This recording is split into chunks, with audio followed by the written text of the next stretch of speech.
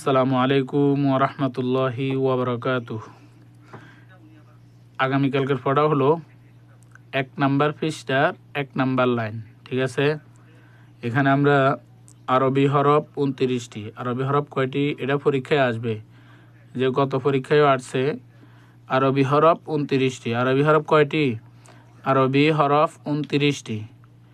এই 29টি আমরা শিখব ভালো করে। সবাই লক্ষ্য করেন, 1 নাম্বার পৃষ্ঠার প্রথম লাইনে 5টি হরফ আছে। এটার নাম হলো আলিফ। আবার বলতেছি আলিফ। আলিফটা উচ্চারণ কিভাবে? দুইটা ঠোঁটের মধ্যখানে একটু ফাঁক থাকবে আর একটু বাতাস বের হবে, যেমন আলিফ আলিফ। আপনি এটা সঠিক হচ্ছে কি না এটা বোঝার জন্য আপনার ডান হাতকে মুখের সামনে নিলে বুঝতে পারবেন। এবার যখন উচ্চারণ করবেন দেখবেন যখন একটু বাতাস আপনার হাতে লাগতেছে তখন বুঝবেন যে আপনার হরফের উচ্চারণটা একদম সঠিক। যেমন আলিফ আলিফ। পরে এটা হলো ভা ভা। দুইটা ঠোঁট প্রথমে বন্ধ থাকবে, তারপরে খোলা হয়ে যাবে উচ্চারণের সাথে, ভা। এরপরে তা তা। এটা হলো সা। নরম করে জিহ্বার আগা এবং দাঁতের আগা দিয়ে উচ্চারণ হচ্ছে, সা।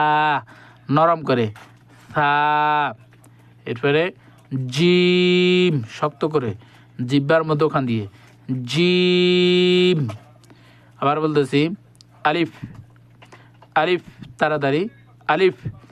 বা, হালকা একটু টান আছে, তা সা জিম। এগুলো চেনার জন্য বার নিচে ক নোক্তা? 1 নোক্তা, তার উপরে 2টা নোক্তা, এগুলোকে কি বলে? নোক্তা বলে। তার উপরে 3 নোক্তা, জিমের নিচে 1 নোক্তা। ঠিক আছে, আগামীকালকে এই 5টি হরফের উচ্চারণ সুন্দর করে বয়েজের ভিতরে আপনারা পড়াটা দিয়ে দিবেন। ধন্যবাদ। আসসালামু আলাইকুম ওয়া রাহমাতুল্লাহ।